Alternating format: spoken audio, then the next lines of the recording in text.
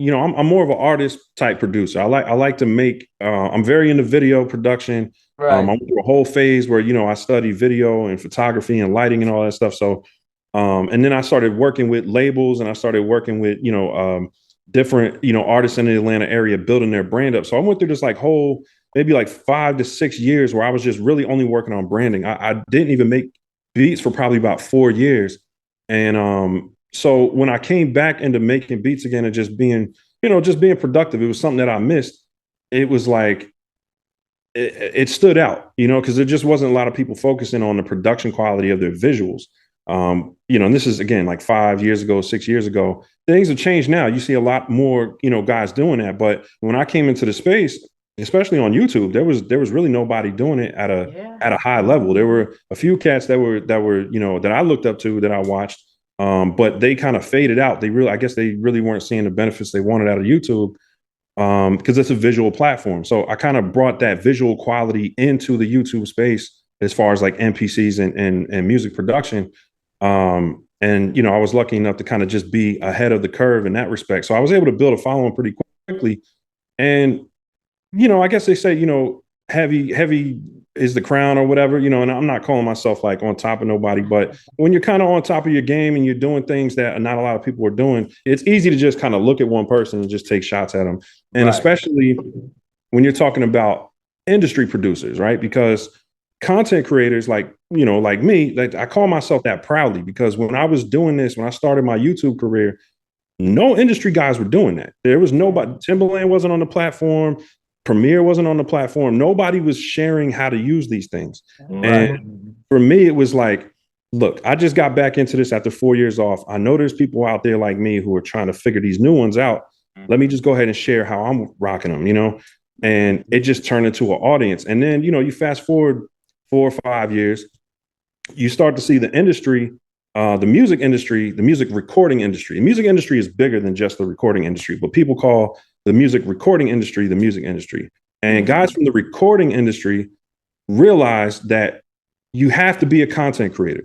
You have to, there's no way around it now. And for you guys in the audience who don't realize it, you have to be a content creator, even if you just like making music. You have to create something visual, however you do it, create something visual that attracts people because everybody's here with it, bro. They're not, the music's not the forefront. Everybody's attention's in the phone. So you have to create the visuals and kind of inject your music into it. So Right. that's what I've been on for the past 5, 6 years, and now that like more industry producers are kind of coming into this space, they're like, oh, I got to compete with these guys who have been here who I never heard of.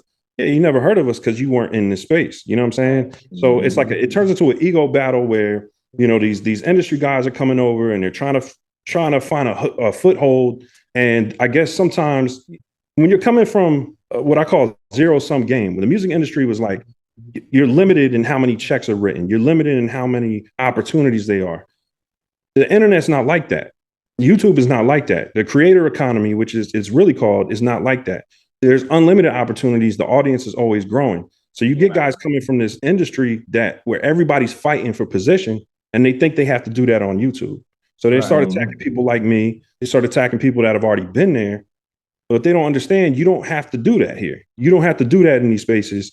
Everybody can do their numbers and the audience just can keep getting bigger. You know what I'm saying? Right. So it's to me, it's just confusion. I don't take it personal when I see, guys attacking me.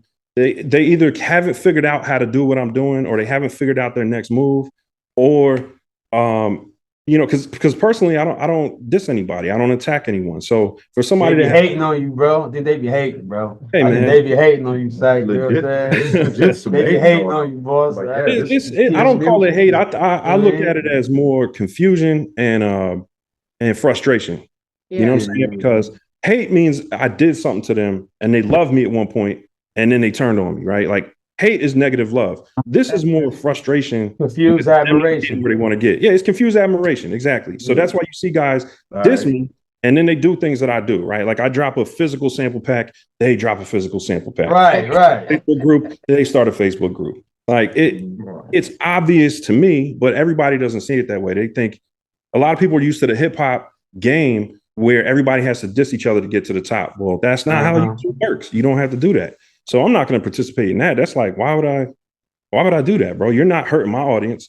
Right. And I industry guys come in and they're like, oh, I'm gonna take your followers. It doesn't work like that. You know what I'm saying? If you're a true musician, it sounds like a hater, bro. Right. You can be hot and people can follow you and they can follow me because people Right, don't hit facts. the subscribe button. You know what I'm saying? Yeah, there's so many millions of people in the world. Who is there that's not going to follow you?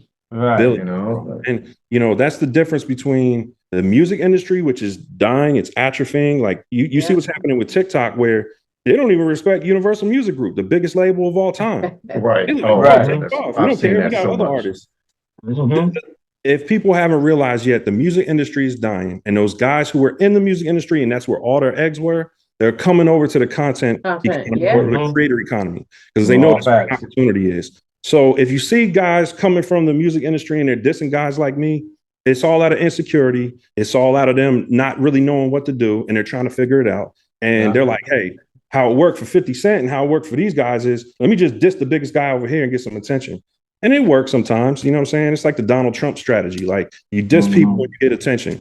Right. So I just don't feed into that. I'm just like, you know, more power to you. I hope your audience does well. You know what I'm saying? I hope your audience loves you because at the end of the day, we're all providing a different value for our audience. So my focus is just making sure whatever I do, I'm helping people, I'm serving my community. And my community is not going to run out on me because I help them all the time. You know what I'm saying? Right. I'm very secure in my position, so I don't really. You definitely, man. You definitely kept it player throughout the whole thing. You ain't like get out of character or nothing. You ain't spaz out on nobody. You was like, man, whatever. Yeah, because it's hip hop and there's respect. You know what I mean? I understand the games people are playing. I just don't play with them. You know what I'm saying? Like I don't have to. I really don't. You know, and at the end of the day, the YouTube stuff.